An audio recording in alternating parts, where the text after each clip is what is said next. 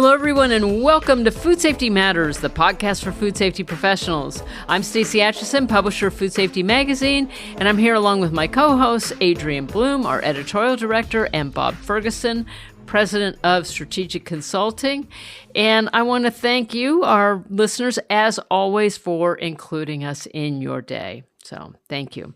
So we want to get started like we do with a sneak peek from Adrian about today's interview.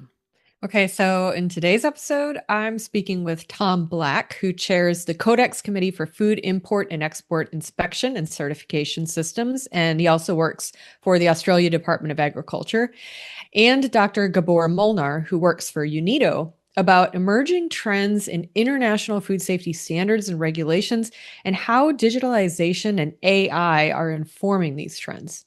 We also talk about the food safety work priorities of their organizations and the Vienna Food Safety Forum. It's a jam-packed interview, so don't miss it. Yes, another jam-packed episode because we have quite a bit of news. And we were talking about this before we got started. It's another long one, you guys. I guess the moral of the story is we're okay with that. And we feel like, in a world of headlines and blips and blurbs, food safety is a complex topic, and we're happy to do deep dives with you. So we know that y'all are there listening, so we're in for where we go in. So we hope that you find value and in our long form podcast. So. Before we get to the news, I want to personally extend our invitation to our podcast audience to join us for the Food Safety Summit, May 11th through the 14th, in the year of our Lord, 2026. We will once again return to the easily accessible and affordable Rosemont, Illinois. And I also want to remind you that as a Food Safety Matters podcast listener, you can save big when you register for the summit produced by Food Safety Magazine. Podcast listeners save 20% off of registration fees whenever you register. But when you register early, that 20% is on top of the early bird discount. So you can see how those things really compound there. So just use discount code FSMatters20 when you register to get that extra 20%. Visit foodsafetysummit.com to sign up for updates on the conference, or you can also follow the summit on social and become a part of our growing community. Our agenda is going to be out soon. I keep saying that, but it's really, we're in the very finest. We're getting down to that very fine sandpaper. Right? Those numbers, I can't remember. Do they get bigger or smaller when you get into the finer sandpapers? It's been a while. I think bigger is the finer, right? Bigger. Is it finer? So. I'm going to have to refresh myself now. So anyway, on that knowledge, it's been a while since I've done any sandpaper. Apparently, this is not the carpentry podcast. That's for some other podcast. It is not the woodworking podcast, although it does fascinate me. But that scares me because I am prone to, well, how did I cut myself? So when I think about a lot of those saws and this and that, it's like, oh, no, I don't know. Yeah. I like it, but I'm afraid. Okay, enough of that. How about some news, Adrian? Okay, so first up in news, as the FDA and USDA digest the public comments that were received in response to their joint request for information on a definition for ultra-processed foods, or UPFs, some industry groups have spoken up to discourage the agencies from legally defining UPFs. So there's currently no single authoritative definition for ultra-processed foods for the U.S. food supply. However, the term is commonly associated with the 4-category NOVA food classification system, which defines Category 4 UPFs as, quote, industrially manufactured food products made up of several ingredients, including sugar, oils, fats, and salt, and food substances of no or rare culinary use. UPFs are also a topic of focus mentioned throughout the Trump administration's final MAHA report published in September.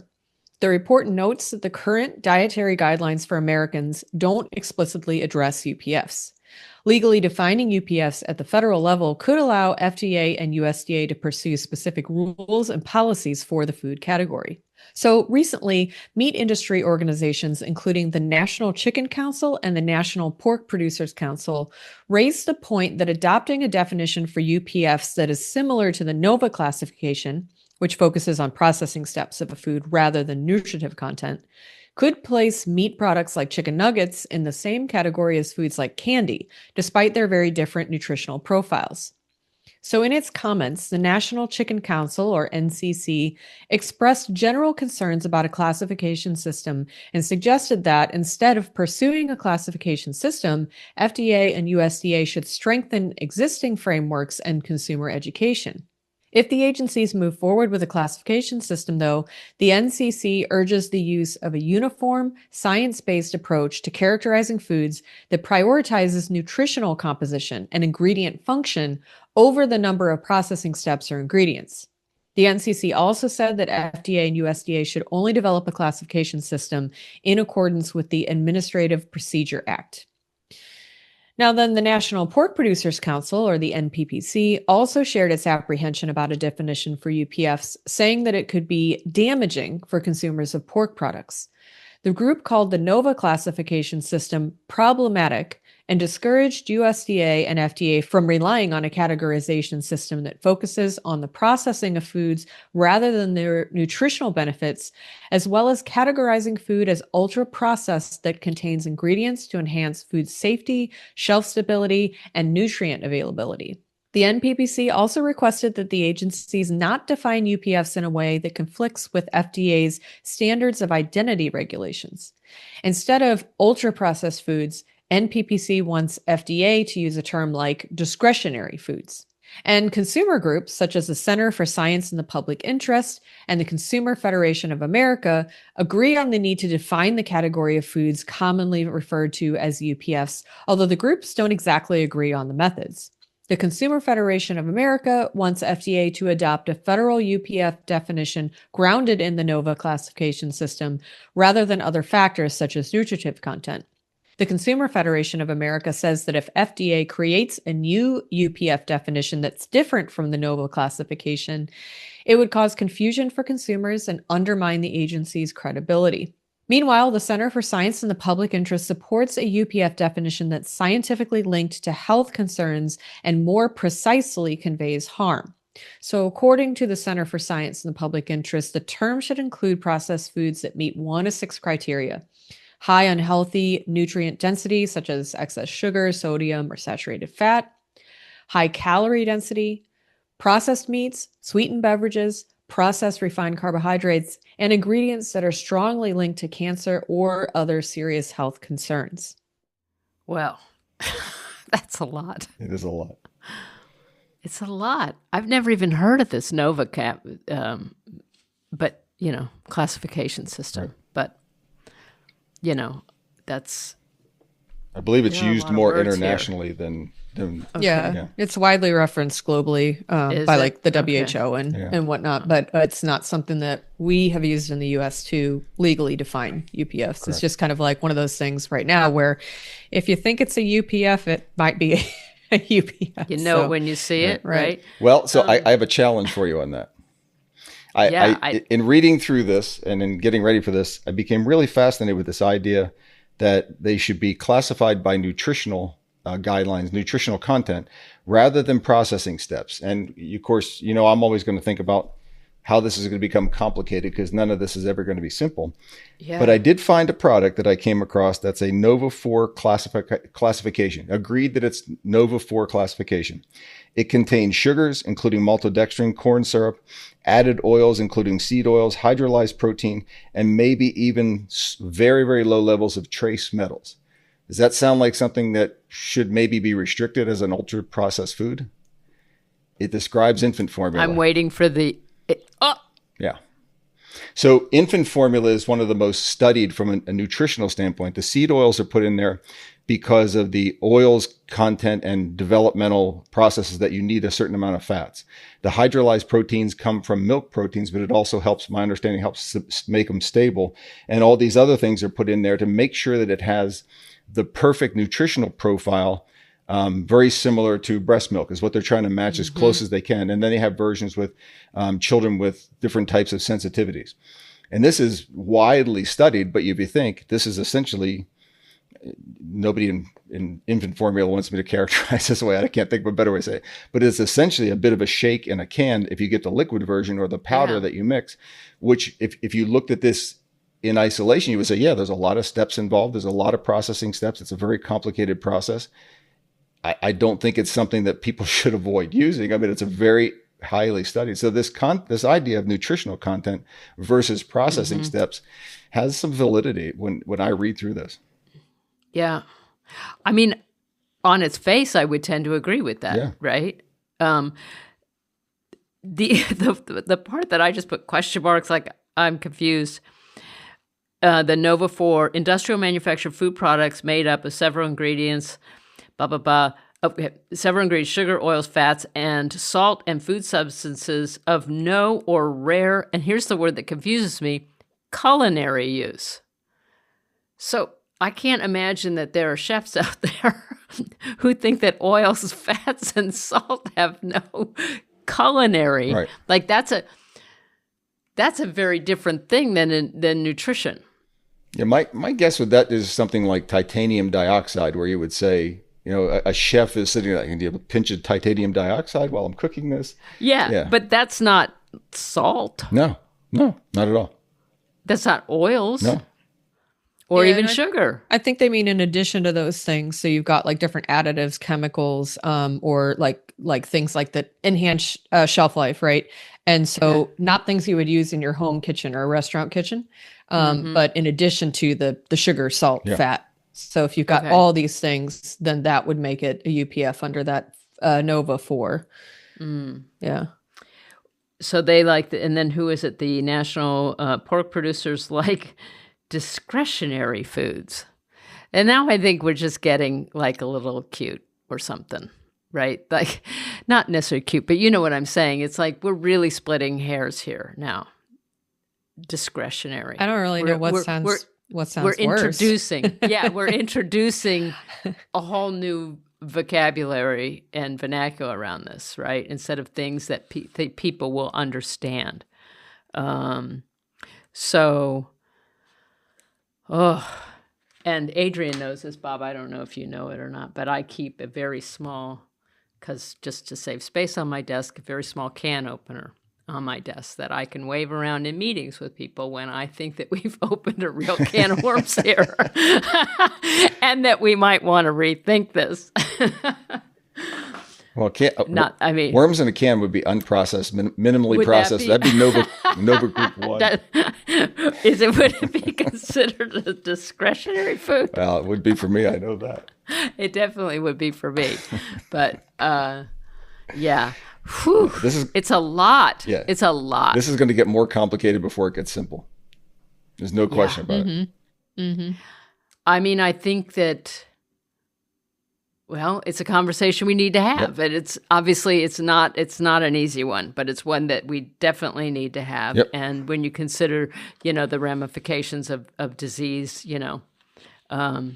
I've heard food, described as food is medicine. Most people don't necessarily think of it that way. It's kind of an Ayurvedic idea, but I'm all in on that. But I still am not giving up my Ruffles. I've tried to cut back. I have, but or French fries. Sorry, favorite food. It's going to be hard for me. So I don't know. There's not much wrong with French fries as long as it's part of an overall better diet. But if it's 98% of your calories, you got an issue. Yeah, I don't think so. It's not as much as even I couldn't do that. So. Okay, so we'll continue to watch this. We know there's going to be a lot more coming out on this as we move forward with the agencies trying to define this. So we'll continue to keep you updated. Now, moving deeper into regulatory scrutiny of the U.S. food supply, a new coalition called Americans for Ingredient Transparency, or AFIT, as we'll call them, has been formed by major industry corporations and trade groups, with a campaign urging Congress to correct a maze of state-by-state laws that restrict or prohibit the use of colorants, additives, and ingredients in foods. AFIT is led by Julie Gunlock, a conservative policy advocate focused on food and nutrition, parenting, and science-based issues, and Andy Koenig, a former policy special assistant to President Trump. Many of the coalition members have made voluntary commitments to phase out synthetic food dyes and other additives following pressures from the Trump administration and Secretary Kennedy. So AFIT calls the emerging patchwork of state laws on food additives well-intentioned efforts that are increasing confusion rather than providing Americans with the clarity they deserve. AFIT advocates for one uniform national standard for ingredient safety and transparency rooted in science. AFIT also wants to work with Congress on policy issues related to the reform of generally recognized as safe, or the GRAS program, front of package labeling reform, and QR code reform.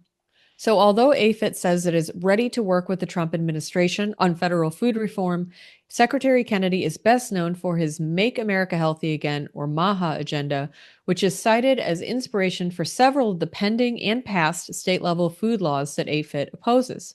As of now, the only enforceable bans or restrictions on the sale or manufacture of foods containing certain additives and colorants have been enacted at the state level, beginning with the passage of the California Food Safety Act in 2023 and the California School Food Safety Act in 2024, before MAHA was a household term and prior to the Trump administration and Secretary Kennedy taking office. More recently, Texas and Louisiana have passed laws requiring a warning label on foods containing any one of more than 40 additives, with the bill's sponsors aligning their legislations with the MAHA movement.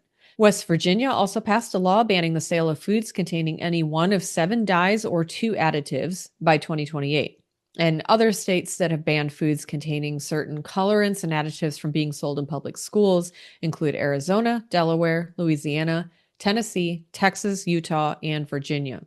So following the formation of the AFIT coalition, 84 consumer and public health groups have sent a letter to Congress urging them to oppose AFIT's efforts to limit the power of states to set their own laws regarding food and food contact chemicals. The letter states, "For many decades, the U.S. Food and Drug Administration has failed to address the safety of food and food contact chemicals. Most food chemicals enter commerce without a safety review by FDA, and FDA does not routinely reconsider the safety of food chemicals once they have entered commerce. As a result, many food and food contact chemicals allowed in foods offered for sale in the U.S. are not allowed in foods offered for sale in other nations." The letter continues, "In response, states have led efforts to address the risks posed by food and food contact chemicals by enacting laws in 5 states and considering laws in more than 20 states. We understand that Congress may consider food safety legislation. As you do so, we urge you to reject efforts to limit the power of states to protect consumers." Among the groups named in that letter are Consumer Reports, the Environmental Working Group, the U.S. Public Interest Research Group, and Consumer Federation of America, among many others. So again, I think that this is one of these areas where I get to say, again, this is going to get more complicated before it gets clarified. Adrian, you mentioned West Virginia, which we know is under a federal suit about that legislation that they passed. I think that testimony will come out, and that's going to influence this. There'll be evidence is going to come out, and there's going to be a lot. It's going to be reviewed much more widely than maybe it has before. There's a lot of the bans that have gone in place that are based upon linkages and associations. People say that there's enough of a linkage and association, but not necessarily causation. But to use, for instance, what's called the precautionary principle, which I think makes sense. But again, once you get some of these models coming out and you look at the toxicology, it's going to get muddier, and mainly for toxicologists to sort through, then clearer as this goes on. So I think we're going to hear a lot about this in the next year or two. It's going to take a while, but we're going to hear a lot about this kind of data coming out. But from a legislative standpoint, I mean, it's really, well, no, not from a legislative standpoint, for the manufacturers. Right. I mean, that's the part that I'm trying to envision. You know, how does this work? I think that the states, and what's been happening so far, what's been happening for the last couple of years with these state regulations coming out, I've largely viewed that before the new administration, before MAHA, took its seat, so to speak, that it was driving FDA to take action on things that they had not taken action on before. And I thought, okay, this will resolve, with some federal guidelines that food manufacturers can operate in. Right. Are we talking about a completely regional food supply? I mean, I don't know what that looks like. Just in this morning, as we started, before we recorded, Helena Botmiller-Evich put out a special notification. She publishes a Food Fix newsletter, great reporter, and we're happy we're going to have her on in January, so that's going to be fun. There's a senator from Kansas who had tried to strip out, Roger Marshall, who had tried to strip out the language for the state to retain, in a bill that he was working on that would go along with this AFIT idea of preserving the federal way of legislating this. And he said, I couldn't believe how much pushback that he got, and that he added that there still may need to be some uniformity, but that he got so many calls that he had to take it out, and retain the state's ability to legislate, because he got so much pressure from the Maha moms about this. So I don't know. It's very interesting, kind of layered effect of, where will we wind up? Yeah, I believe I've mentioned this on the pod years ago, but in my experience working with some of these things in different fields, generally some of these things are solved on a commercial basis. So the example I've used in the past is California had a standard that they put in place for portable gas cans, so 5-gallon gas cans. And they had to change what the California type was. The other 49 states did not follow suit, but some of the major retailers said, listen, we can't stock California gas cans and make sure that we don't ship the non-conforming ones. So we're only going to sell California conforming gas cans. Yeah. So these kind of commercial workarounds will also come in place, where the pressure to harmonize will come from other avenues, even if the government doesn't do this. So at some point, someone's going to say, all right, we're not going to sell foods that are not compliant to most of these states because we can't sort this out. So we'll probably never get to like a regional, here's California cookies versus New York cookies versus West Virginia cookies, or something like that. But it'll probably get harmonized either eventually or some other way. Well, and on those California gas cans, they're tough. They're hard to use, I will tell you. And for somebody with a tricky back, when you get into those heavier cans, trying to operate that and the handle to get it in, I've just resorted to 2-gallon cans. Like, that's it. I can't do the handle and hold the thing for anything more than 2 gallons. Side note. All right. Sorry. I really digressed on that one. But you brought it up, Bob. You started it. Well, this is the carpentry gas can podcast, isn't it? Didn't we say that at the beginning? We're really expanding our coverage scope. We really are today. We're going for it.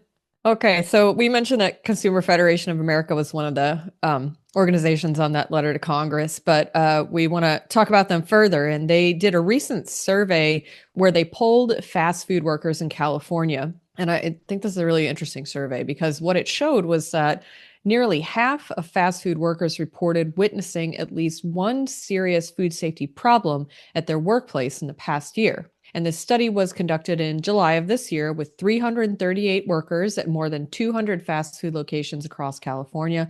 And it was co-sponsored by the California Fast Food Workers Union. So the survey revealed that serious food safety issues are frequently observed at fast food establishments by employees, with 47% of respondents saying that they saw at least one serious food safety problem at their job in the past year. A third of respondents said that they saw 2 or more serious food safety problems at work in the last year. And regarding specific food safety issues, 29% of respondents reported seeing sewage or sewer water flooding while the store was open. 24% saw evidence of pests, such as droppings or bites on food or food packaging. 24% said they lack access to a working toilet or warm water for hand washing, or they weren't given enough time for thorough hand washing. And 21% saw cross-contamination or foods not being stored at proper temperatures. And then 16% saw expired, rotten, or moldy food being served to customers. So among those who reported seeing issues with pests, sewer water flooding, toilets and hand washing, cross-contamination, or food storage temperatures, 53% said management didn't address the problem in a timely manner. Of those 53%, 82% of them said management didn't fix the problem because they didn't take it seriously, said it wasn't important, or said it was too expensive to fix. And significantly, more than 1/3 of respondents who reported food safety issues at work or asked for changes to improve food safety said that they experienced retaliation for doing so. And a review of restaurant inspection and closure records for California fast food brands supports the survey's findings. Focusing on 20 of the largest fast food franchises in California's 12 largest counties, the review analyzed available health department records from 2022 to 2025.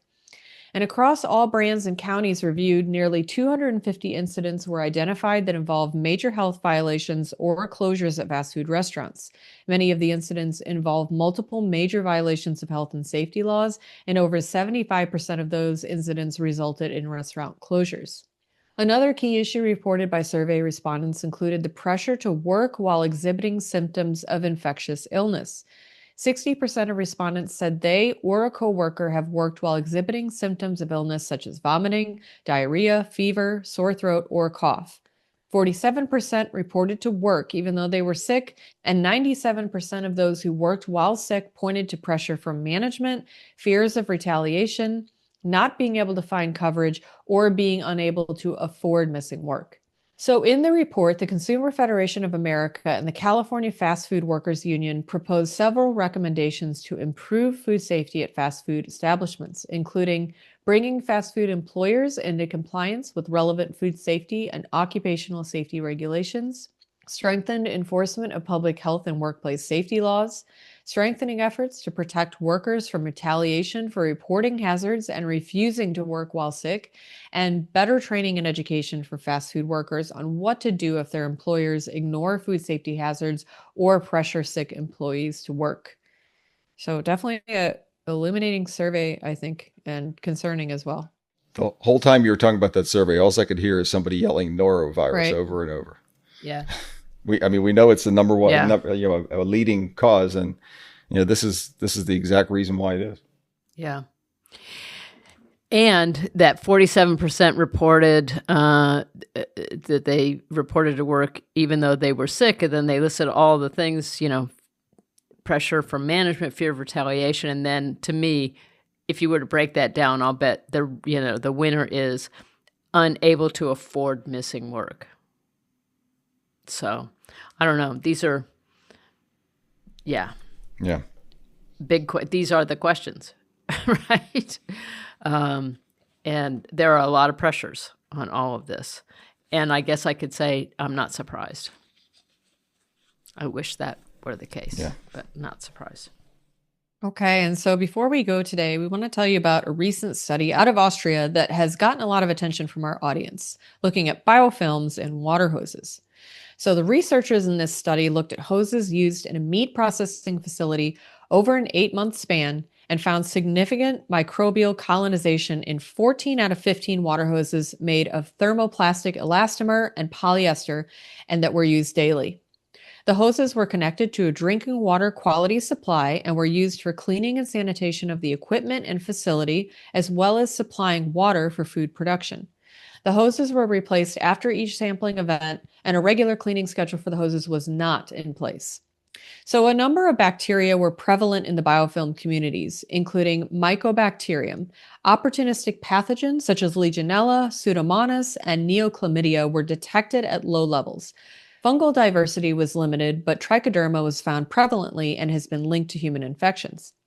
The detection of spoilage-associated bacteria and opportunistic pathogens, even at low levels, highlights the potential for water hoses to act as reservoirs for contamination. And given the lack of a cleaning schedule for the hoses and the observed microbial diversity, the study underscores the need for routine monitoring and maintenance of water delivery systems. Now, I know this is a quick before we go, but I have to say I did dig into all the comments on our social posts, the initial social posts on the article. It was a lot of comments, ranging from, great, thanks for sharing. This is so important, to people going, duh, we know this. This isn't news.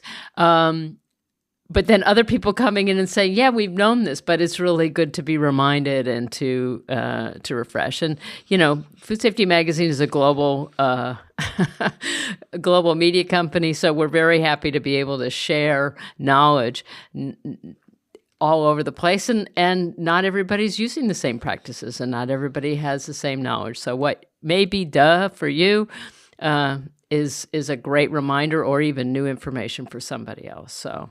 But it was great to see that. Always great to see those discussions taking place on our LinkedIn channel. So I encourage everybody to join the community, share your does, and great. Thanks for sharing with us. So as always, there are links to all the articles that we've referenced in our show notes. As I mentioned, if you don't already, we invite you to follow us on our social channels, LinkedIn, X, Facebook, and Instagram. Just search for Food Safety Magazine. And then to take a deeper dive and access all of the great content that we offer, visit our website, food-safety.com. And now it's time for Adrian's interview with Tom Black and Dr. Gabor Molnar. Tom Black is the first Assistant Secretary of the Exports and Veterinary Services Division at the Australian Government Department of Agriculture, Fisheries and Forestry. In this role, he's responsible for regulating and facilitating Australia's exports of animal commodities and certified organic products, while also providing the overarching technical food safety framework for both food exports and imports. Tom leads the Australian government's bilateral and multilateral technical market access negotiations for these commodities and represents Australia in international standard-setting forum, including the Codex Alimentarius Commission. He has over 20 years of experience in government and is currently the Australian delegate to the Codex Alimentarius Commission. He also serves as chairperson of the Codex Committee on Food Import and Export Inspection and Certification Systems. Dr. Gabor Molnar is an industrial development officer at United Nations Industrial Development Organization, or UNIDO, technically leading UNIDO's food safety work. As part of his responsibilities, Dr. Molnar is designing and implementing food safety capacity building initiatives, mostly in Asia and Africa. He also represents UNIDO in various global forums, including the Codex Alimentarius Commission. Dr. Molnar is the main organizer of the Vienna Food Safety Forum and specializes in the domain of digitalization for food control and safety systems. Among his various degrees, Dr. Molnar holds a PhD from the University Laval and multiple master's degrees and certifications. So, let's get right to that conversation. So today we're going to hear from Tom and Gabor on emerging trends in international food safety standards and regulations and how digitalization and AI are informing those trends, as well as some updates on the work their organizations are doing to advance food safety. So welcome to the podcast, both of you. It's great to have you here. Terrific to be here.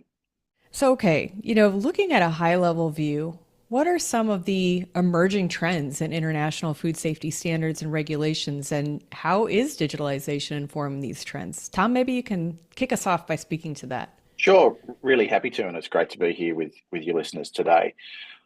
I think at the highest of levels, it's really, really important that we stress that food safety absolutely has to remain the priority for the global food system. Perhaps it should be a given, but it's worth restating that food safety has to be the ultimate goal. But what we're also seeing right across the globe, both within industry but also within regulators, is that efficiency is one of those things that's also a real pressure point for everyone. So efficiency and effectiveness, but not sacrificing food safety at that same time. So what does that mean? That means that business and governments and regulators are looking for better ways to do things, and how they might, in what we are seeing, I guess, as increasingly complex supply chains, address those productivity challenges while making sure that consumers continue to get safe food all the time. And that's where the new digital tools potentially can come into it. We want to continue to have a food control system that's based on risk, that absolutely is underpinned by best science. And again, that's not I don't think that's a new trend. That's something that people have been looking at for a long time. And indeed, the Codex Alimentarius system has been about risk and setting global food standards that are risk-based. But it's how do we then do that using the best modern tools and create opportunities to more accurately, rapidly, and in sometimes real time, get continuous flows of information and data that allow us to make great regulatory decisions. It's about how we can then take those tools and direct our resources that are at times shrinking, both for business and for regulators, and direct them where we can get the highest impact, where the highest risk is, and potentially reward low risk or high compliant food operators by not having as much intervention because we're using new tools.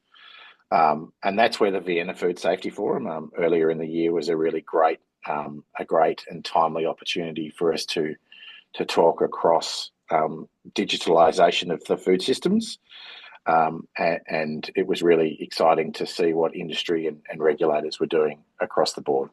Yeah, and I guess, that kind of speaks to, what food safety regulators, many of whom I knew were at the forum, how are they incorporating some of these emerging global trends into the future of food safety right now? Yeah, that's a really good question. And it's a bit of a spectrum across countries and also within countries, if that makes sense. Mm-hmm. So perhaps I might start with some general observations and then drill down into sort of the Australian situation and give you some examples of the things that we're doing. So at that sort of general level, we're seeing efforts to digitise information that's been gathered and shared and used for decision making, and that's obviously a really key foundational element. We're seeing the digitisation of collection of data points that have previously all been done manually, and so that's a really significant shift. We're seeing at that higher level, increasingly at the government to government level as well, electronic certification be able to use to transmit information about food consignments between exporting and importing countries, and providing assurance to competent authorities. So that takes paper out of the system. So that's a good thing in a modern time as well. We're also starting to see countries and business start to experiment with AI and machine learning. And obviously AI is, a very hot topic in lots of places and is driving some pretty significant economic shifts around the world.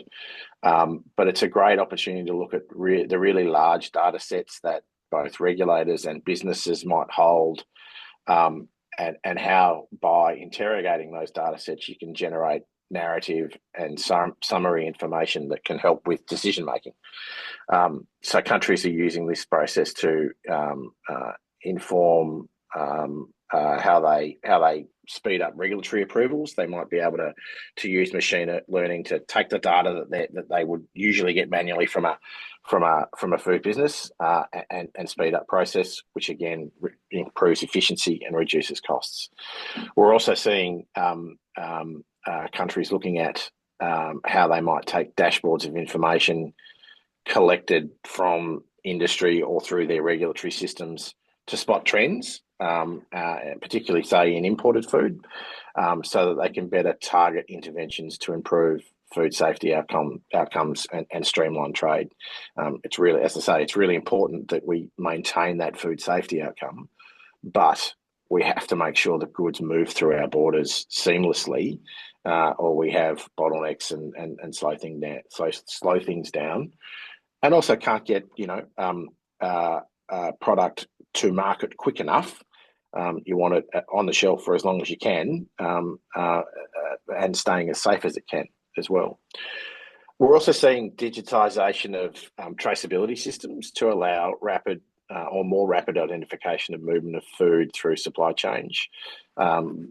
Obviously, it's great that we can do that faster than when we're perhaps just using paper-based records, and that's an obvious advantage for the food system if you actually have a foodborne incident. So if you want to be able to move quickly, that's a great thing as well. In the Australian example, we're seeing a bunch of different things happening. We're seeing some stuff happening at the sort of smart farming level. We're seeing people use smart farming geospatial information to highlight areas of potential risk for food safety. So that could include, for example, in the Australian situation, we're a land of droughts and flooding rain, so we can have drought and then we can have floods. You might see changes in ocean temperature. All those things might have an impact potentially on food safety.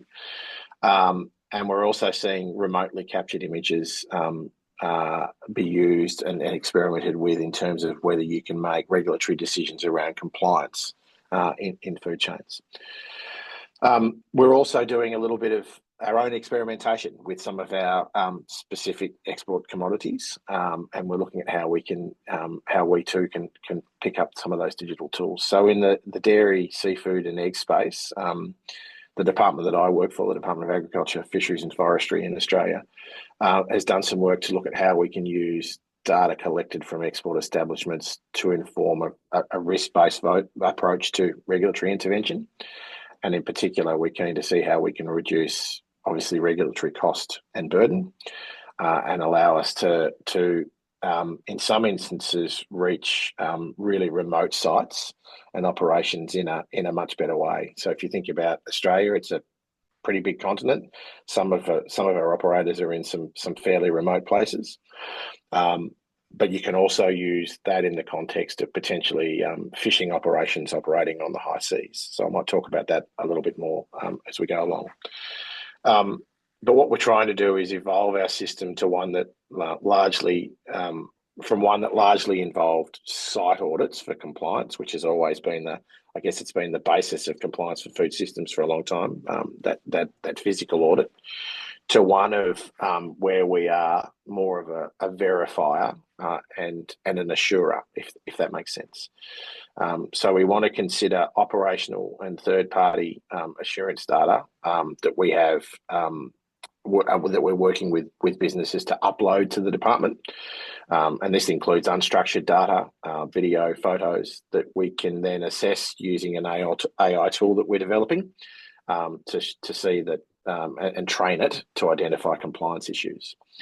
We think this is a pretty novel approach and can present some pretty good efficiency gains for regulators and also for, as I mentioned before, those low-risk operators that have a good history of compliance, where you're doing the right thing. If you don't need to be intervening, well, perhaps we should be doing that. Excuse me. That doesn't mean that you don't go back and look. You have to, but can you look less? And can you draw on different tools to do that as well? There are a number of considerations that we've taken into account, and I'll go back to my first and foremost. We won't compromise on food safety. Australia is an exporting nation. We're also very focused on making sure that our own consumer base is safe with the food that they eat. But we make sure that we meet the requirements of our trading partners. So food safety is a given. So we won't compromise on that. We also look at the inherent compliance risk of individual establishments in terms of food safety. So, if it's a higher risk operation, they're still going to be regulated by site audit at this time. But where it might be a lower risk operation, if it's a cold store, for example, where the risk is much, much lower and recognised, I guess, within the food system as being much lower, we think we can use this tool. And then we look at the frequency of the data that we can get from the establishments. So look, we think that there's lots of opportunities there. It's early days for us in that regard. We're still working through it, but we think we can really realise some significant benefits in that regard. It's probably now that I should talk about the opportunity on the high sea. We think that there's a great we can use this tool for some of the audits that we used to do on some of our fishing boats that that fish many, many, many hundreds of kilometres away from Australian shores. And rather than having to bring those boats back to Australia for a physical site audit, if we can get these streams of data, video, material, we can actually see the boat in operation, which is not something that you see when it's pulled alongside. And two, we can see it in real time. And so we think that there's some really strong opportunities there as well. Again, it's early days. We continue to work on it, but it's something that we think is a great opportunity for us. Yeah, I just want to say one thing in response to some of the things that you said is, lots of exciting technologies and technology applications and tools that you're exploring. And I just wanted to point out, I really like what you said about how things like AI tools can assist in decision making, not replace decision making, because obviously that competency part and the human element is still so important for ensuring food safety. So, absolutely, helping with the effectiveness and efficiency piece, absolutely, but assisting is what we're looking for, from AI right now. So it is absolutely true that AI is a tool that we should use to assist us, but it doesn't replace from that human intervention in terms of decision making. And we're certainly not moving into that space. We're looking at how we can be as efficient as we can be, but it comes down to then,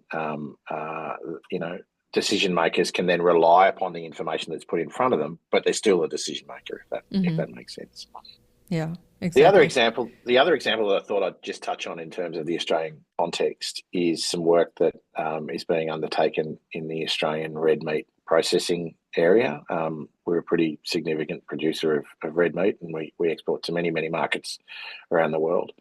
We're working in collaboration with an organisation called the Commonwealth Scientific and Industrial Research Organisation. Some people might know that by its acronym CSIRO.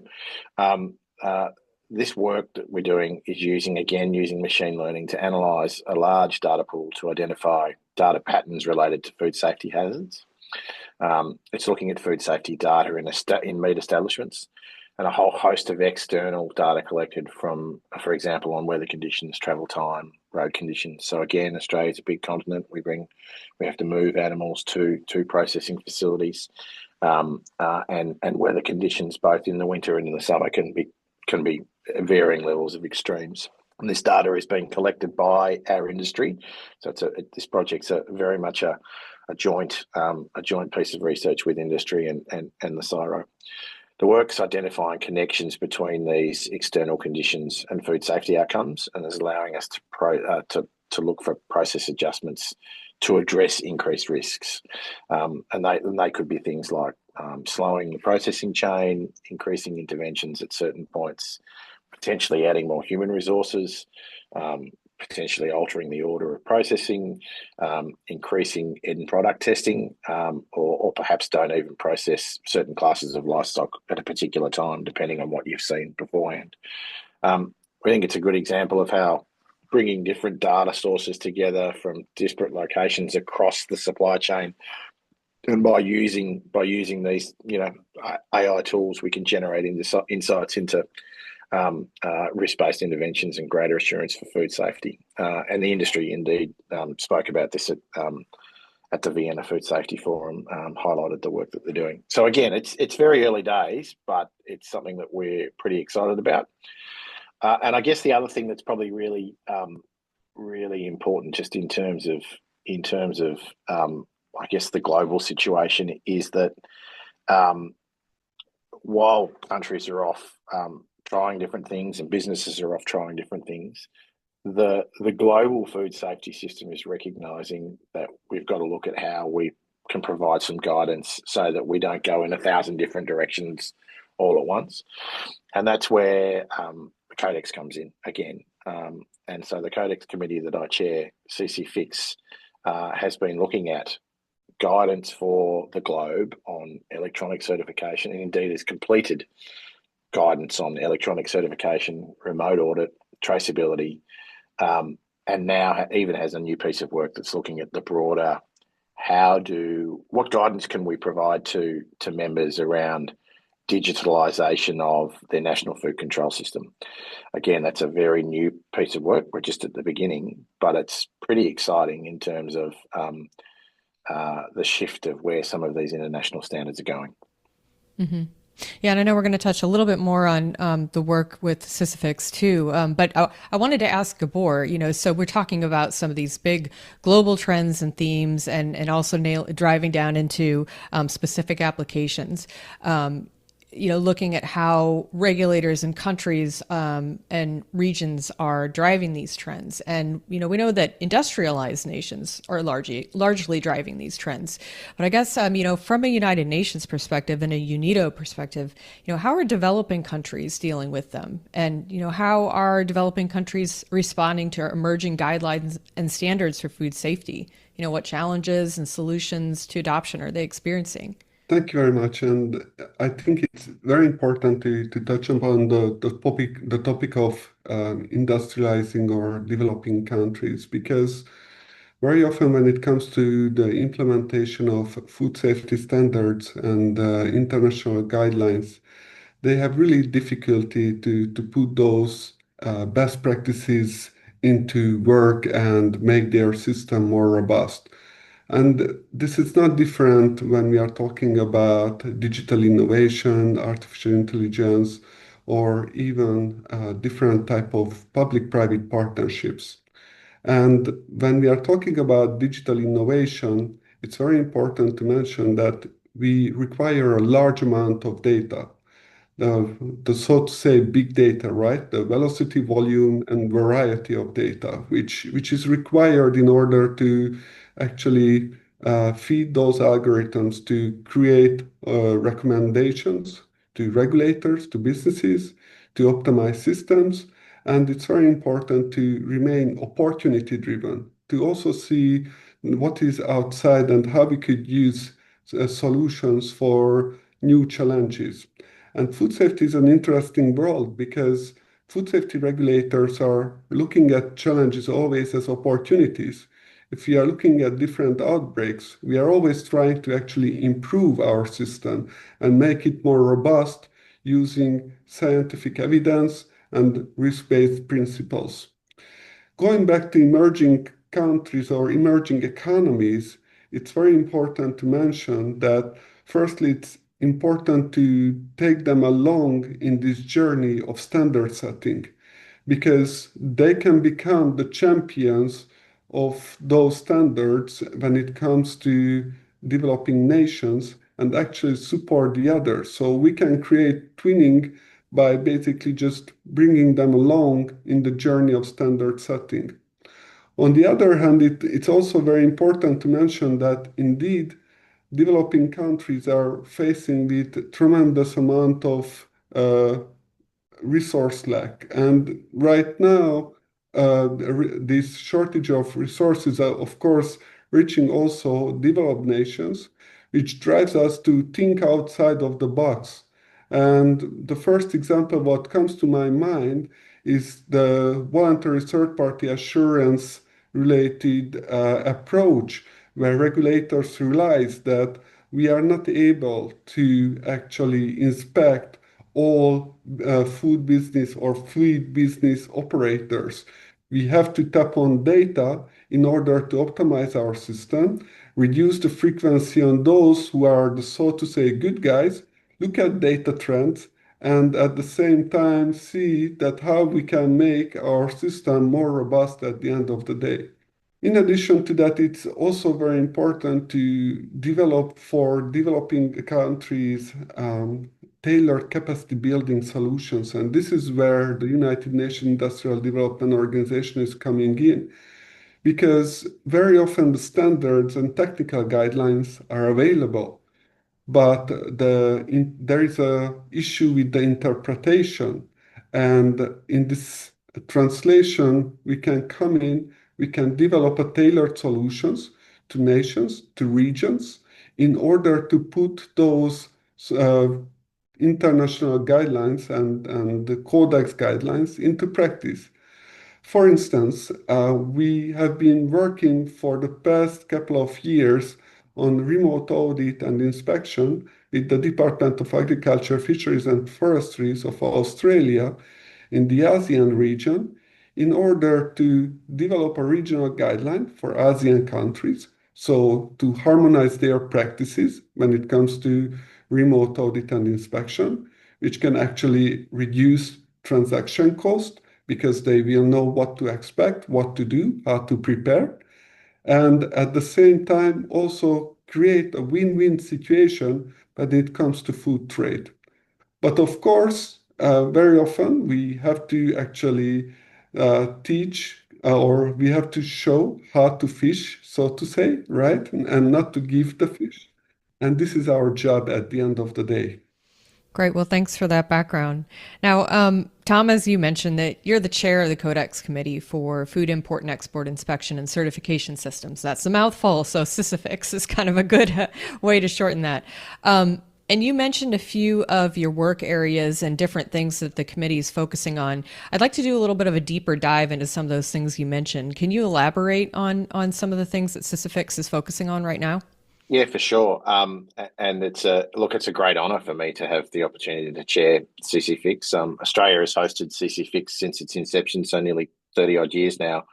And we think it's a really formative committee in terms of the work that the Codex Alimentarius does. And it's just so important in terms of providing guidance across the globe in terms of setting up national food control systems. And I was really pleased to hear Gabor just talk then about before I get into the new work, some existing work, some work that CCFIX has done that they are now using and rolling out and working with economies across the globe. So the remote audit piece that he was talking about is a great example of some really, really fast work. And that sounds sometimes a little odd when you talk about global standard setting bodies to move super quickly. But with the global pandemic, CCFIX was able to come together and develop the guidance around the use of remote audit actually really quickly. I think it was like an 18-month process. And we've seen, as Gabor has mentioned, economies using remote auditing both through the pandemic and then beyond quite regularly now. It's something that we're all still learning. It's a challenge. There are challenges with it, but people are doing it, and that's only a good thing. It means less people moving around the world to do these audits. You can do things faster and use these modern digital tools and the guidance that the community developed. The other piece that he mentioned was third-party assurance. And again, that's another existing piece of guidance that CCFIX worked on over a number of years. Work that was led by the United Kingdom, but with many members participating. And it's great that, again, we're seeing that rolled out and seeing how economies might use that guidance to supplement their food control systems. So what are we currently doing? Well, we have a really, really full work program at the moment, and that's a good thing, but it also is a challenging thing because it means that we need to work pretty hard and work pretty hard intersessionally. So we've got another year until our next meeting of the full committee, which will be held in Perth next year. And what are the things that we've been doing? So at the heart of CCFIX, one of the concepts that's just so very, very important is that different specific measures can be applied in different national contexts, but they can all result in the same food safety outcome. So that's that equivalence piece. And where you can show that you get the same outcome, we want to see how countries, our members can adopt that.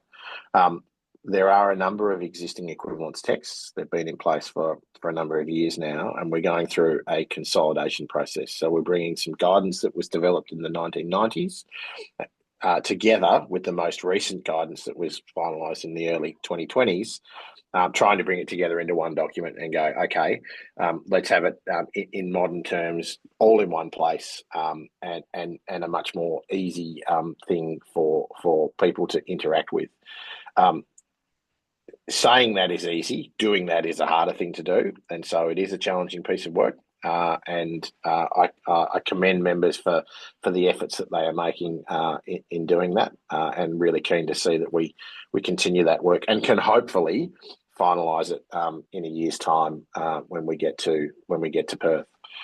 The other piece of existing work that we've been working on for a couple of years now is in relation to food fraud, which again is pretty topical and topical in lots of contexts. We're working on guidance to produce to guidance on food fraud prevention and control at the systems level. It's an issue that we're seeing increasingly discussed around the globe in many forums, including the Codex Commodity Committees, not the horizontal committee like CCFIX.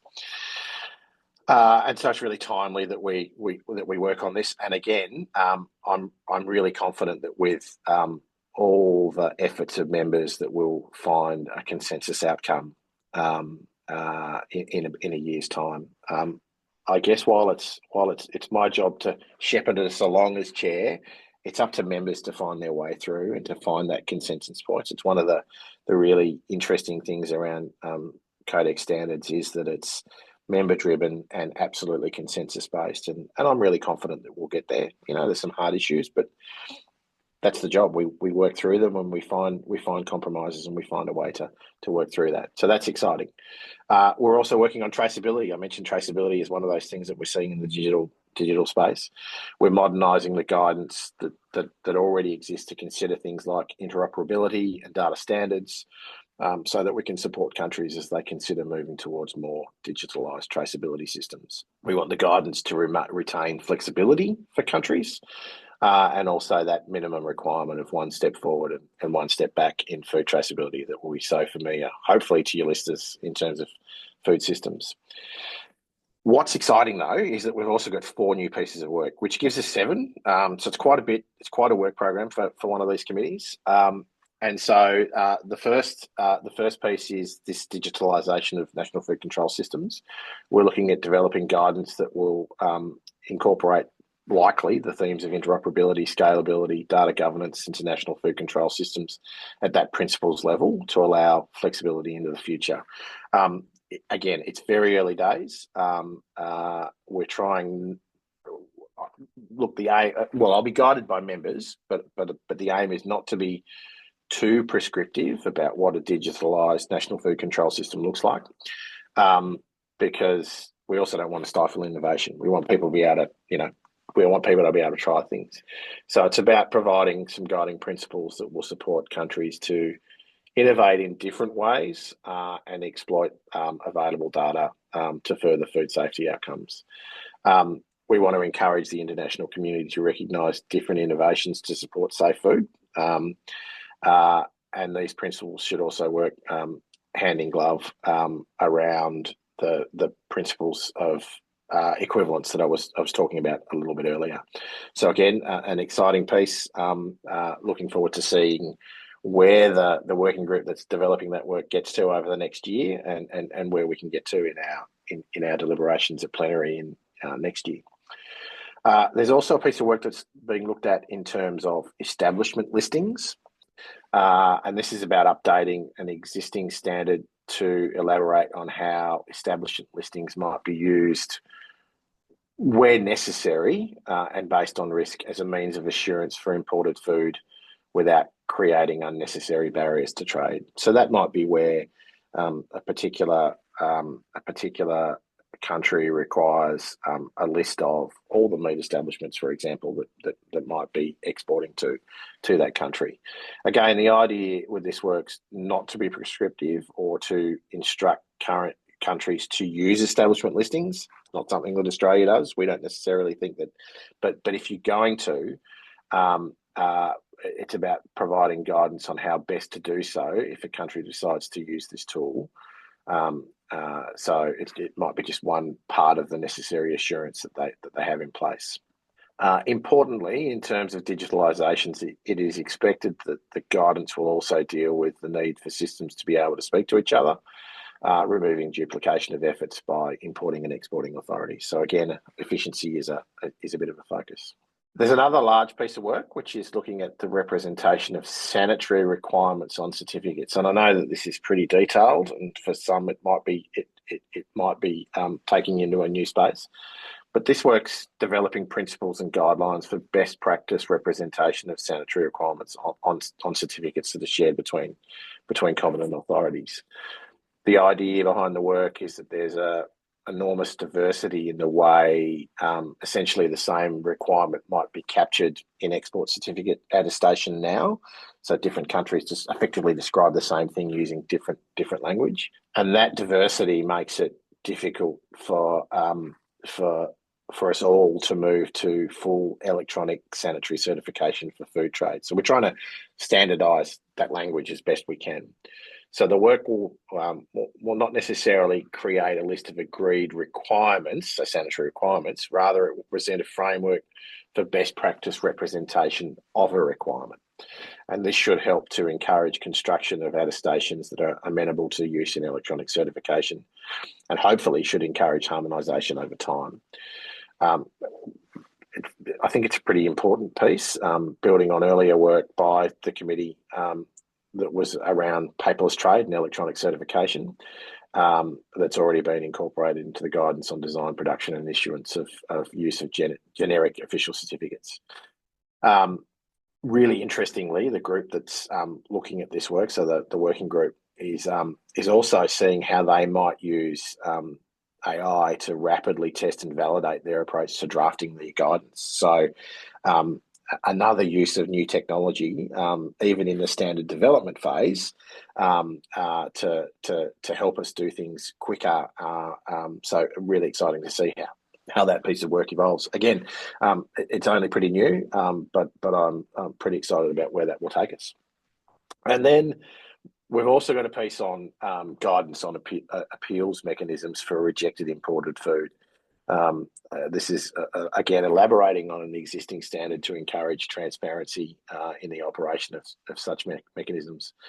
So there's a huge amount of work happening, really exciting work program. I know that there are many working groups with many members actively participating and have been over the last year. I'm checking in pretty regularly with the different teams that are doing that work, but I encourage all Codex members to have a look at what is happening, and if they've got some views, to put them forward through the various consultation mechanisms, so that we can have a really good discussion in Perth later next year. Yeah, well, that's great. And thank you for talking, about all of these different work areas and these, especially these 7 focus areas for Sisyphix, and all of the, emerging solutions and ideas that are coming forth about, updating, reviewing, revising, creating international guidance for food safety. And also that piece about how digitalization and AI are being integrated. So really exciting stuff, and looking forward to hearing the outcome of the meeting in Perth next year as well. Now, I'd like to move now to talk with Gabor a little bit about UNIDO and its role in food safety work. Maybe you could explain a little bit, Gabor, for listeners who maybe aren't familiar, what the UN Industrial Development Organization does, why its work is important, and then also about the new approach to food safety that's dubbed Food Safety 2.0 that UNIDO has adopted. Thank you, Adrienne. UNIDO is a specialized agency of the UN framework that promotes sustainable industrial development. Our mission is to help countries build industries that create jobs, drive economic growth, and do so in a way that is environmentally responsible. We work in areas like industrial policy, so policy development, technology and knowledge transfer, and standard compliance, including food safety. Why is this important? Because industry is a key driver of development, and if there is no industrialization, what we see in agri-food systems, that basically people are moving from one informal sector to another. So, for instance, from agriculture to just low value-adding jobs in the food systems, particularly food service sector. So that's the reason why industrialization is playing a key role. At the same time, it also helps country to untap economic opportunities. For instance, when we are talking about market access, so by complying with food safety standards, improving food control systems, becoming more robust, basically they can also start to trade. And it's proven that trade has one of the highest impact when we are talking about international development in terms of uplifting the lives of people. With regard to our food safety approach, we published our first approach about 10 years ago in 2016.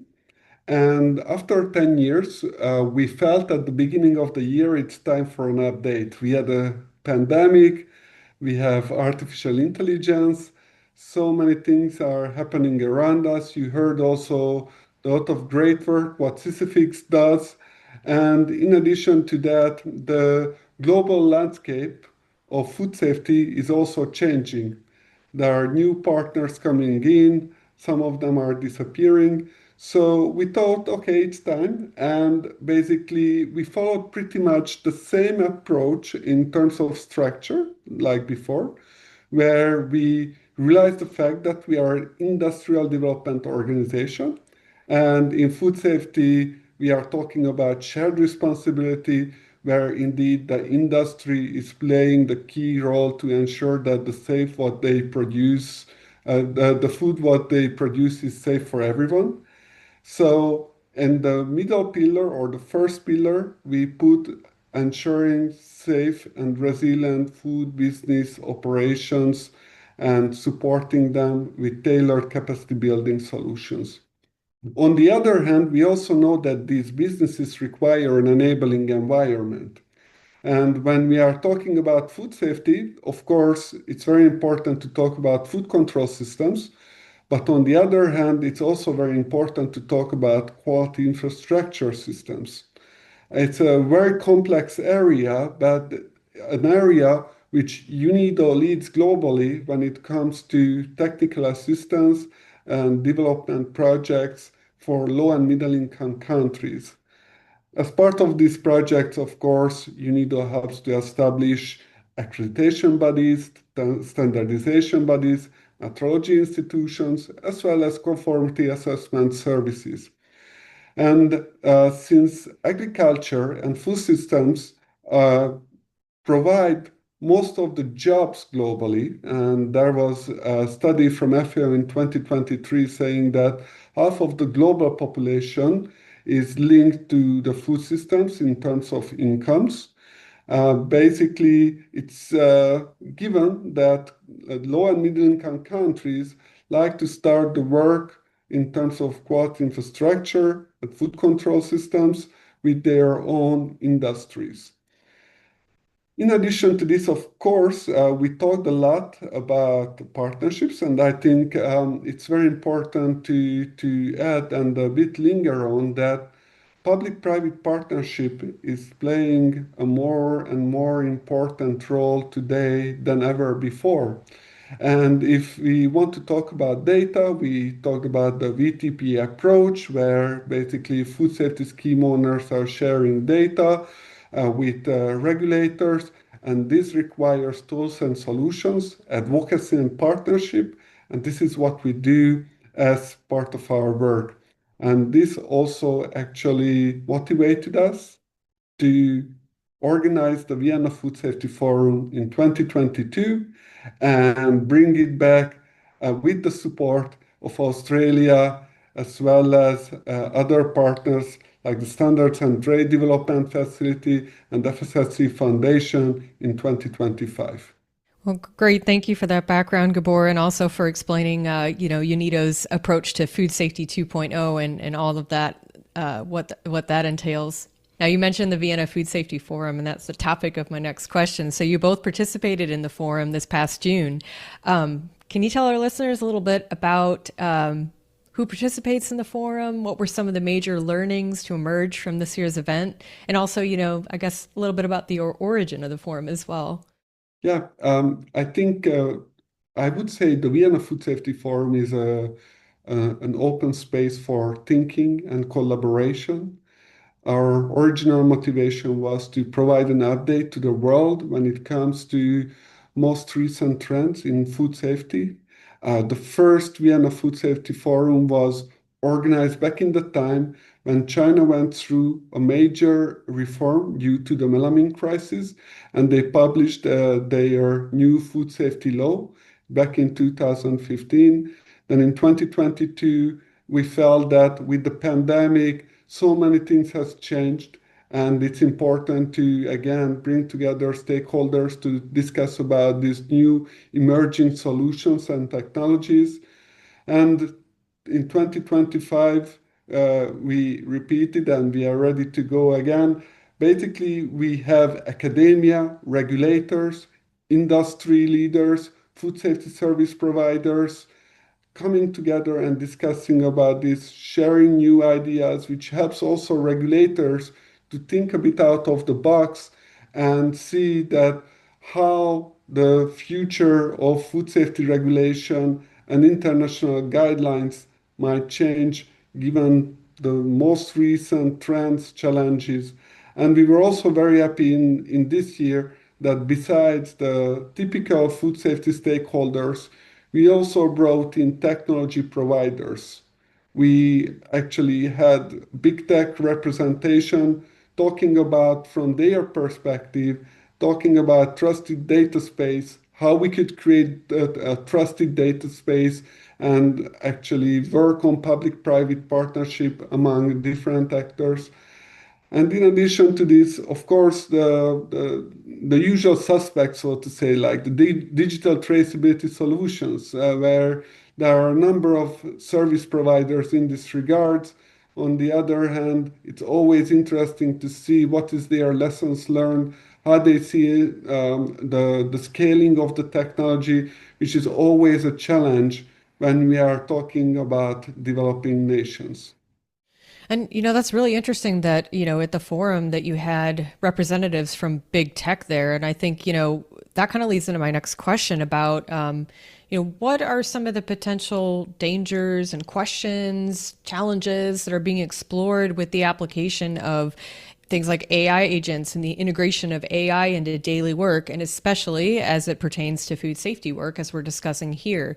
Maybe you could share some of the perspectives that we heard at the forum, some of the lessons learned, and Tom, maybe you have some observations from your own work as well, all of these work areas you mentioned. Yeah, thanks. Might I start by congratulating UNIDO on putting on the Food Safety Forum. It was a brilliant event, and as Gabor mentioned, it had people from right across the spectrum. But there were 300 participants from over 80 countries, ministers, regulators, researchers. As Gabor said, it was a really great opportunity, and Australia was thrilled to be part of the organising component of the forum, and it was great to be there, and we look forward to continuing that partnership. In terms of some of the key takeaways for me, a couple of things. Digitalisation, new technologies, AI, large data sets, really clear that they're transforming food regulatory practices and powering risk-based prioritisation globally in different ways. So that was really clear, and it was great to hear from lots of different actors in the space around their experiences in there. Some common challenges are definitely emerging in relation to data quality and data sharing. And it's pretty clear that they're going to need to be addressed to harness the full potential of digitalisation. I guess I'm not a digital native, if that makes sense. So, but you can kind of see that there's going to be some challenges there, and how we work through that is definitely going to be interesting. It was also clear that there was, I guess, a spectrum of digitalisation, and that it was quite large. And there was really significant and really healthy debate about whether this, the shift that we're seeing and the speed of the shift that we're seeing will actually see a widening of the gap in capabilities. And Gabor's talked about developing nations. and being really mindful of you've got developed economies and developing nations, and where do they sit on the spectrum. What was really interesting though was that some in the room were also saying that divergence and gap actually presents an opportunity for emerging economies potentially to leapfrog. And I'll explain it in the context of, Australia is grappling with the current systems that we have, IT-based systems that we have, and some of them have been around for a little while, and they're expensive to maintain, they're expensive to renew, but we need to keep building on them. They're also reflective, I guess, of the current system or the existing system of food safety control. And there might well be an opportunity for some economies to leapfrog in front and not go, well, that's the system that economy's got now, and I'd like that. But what is the modern system that we're going to need in 30 years' What's time? the next paradigm? What's the next paradigm? Rather than going, I want that one and I want to build that. It's can I use these new tools and actually go to another space completely? Now, again, I think that's it's potentially easier to say than do, but I do think that there is an opportunity there that rather than those that have already got it and built it are going to struggle to shift to the new one, and it's going to probably be expensive. How do we do that? So there's an incredible opportunity there. It's a challenge, but I'm really interested to see how that might work through over the next period of time.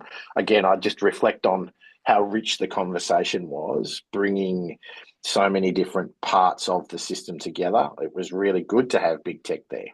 It was really good to have regulators there. It was great to walk into a room where there were many friends from across the globe, but people were really eager to explore the issues and potentially, and to do so in a way that was, no one really had all the answers. It was like, how do we work through this together, and what are the common challenges that we're facing? So I think that's where multilateralism, for a better description, it is really powerful. And I hope that the committee I chair, CCFIX, can play a role in helping to guide and develop material that helps economies and industry grapple with some of the challenges that were certainly put on the table in Vienna earlier in the year. And Gabor, any impressions that you wanted to share from the forum this year, and also tell us what we can look forward to with the next edition of the Vienna Food Safety Forum? I think everyone is very, very much interested in the topic of artificial intelligence. And Tom rightly pointed out, we already see the first studies from MIT and other big universities talking about the challenges of multinational companies to actually integrate AI into their systems. And on the other hand, we also see with startups who are building their structures on AI from the beginning, they are functioning perhaps a bit better than the multinationals who are trying to change their structure. And this might be also the point what Tom said, when developing nations can leapfrog, because they actually have to build a completely new food control system, and they can integrate it from the beginning instead of shifting it from an existing one. And of course, the whole topic of AI is huge. And we touched a bit on the issue of data readiness this year, and the issue of data quality, trustworthiness, data sharing. All these elements are fundamental for AI systems. On the other hand, I think we also have to linger on data literacy. So, how we can actually empower regulators, how we can empower businesses to use that data for better informed decision making, and to be able to verify and control the recommendations which might be provided from an AI. And this is also another dimension where we see that we might require some thinking on how we are assessing the risk related to the different technologies we are integrating into our daily life, and what challenges and risk can emerge, like over-reliance on the recommendations or biases or the hallucination of the AI, and how we can overcome, fine-tune, and have a better functioning food control system at the end of the day. So this is, I think, will be something which we want to actually linger on during the 2027 edition of the Vienna Food Safety Forum. We would also love to have you there, Adrian, and the Food Safety Magazine, and actually involve more and more stakeholders and showcase it to the world what the Vienna Food Safety Forum offers. Well, fantastic. And thank you for the invitation. We would certainly love to participate if possible, and looking very forward to the 2027 forum and all the topics to be explored here. But this has been a fascinating conversation, looking at all of these emerging themes with international guidelines and regulations and how digitalization and AI plays roles in that. The work of UNIDO, the work of Sisyphix and Codex Alimentarius. We've got so many exciting things on the horizon, and I think, as Tom said several times, it's early days, but we're looking at, some pretty revolutionary things that we're going to be able to do. So it's been great talking with you both. I think our listeners are really going to appreciate hearing your international perspectives as well. So thanks so much for taking the time to be on the podcast. It's been great having you. Thanks very much. It's been absolutely terrific to be with you today. Thank you very much. Thanks again to Tom Black and Dr. Gabor Molnar for joining us on the podcast today. And of course, thanks to all of you for listening. You know that we love hearing from you, so please never hesitate. Send us questions or suggestions to podcast@food-safety.com or post a note on LinkedIn, X, Facebook, or Instagram. We're always excited to hear your feedback. And to make sure that new and bonus episodes magically appear in your podcast player, all you have to do is click that follow or subscribe button in the player of your choice, and presto, bingo, all the episodes appear. And while you're there, throw some stars our way by rating the podcast, especially if you liked it. It only takes a moment, and it's good for everyone. And that's it for us today. Our next regular episode will post on November 28th. In the meantime, take good care of yourselves and those around you. We'll talk to you then.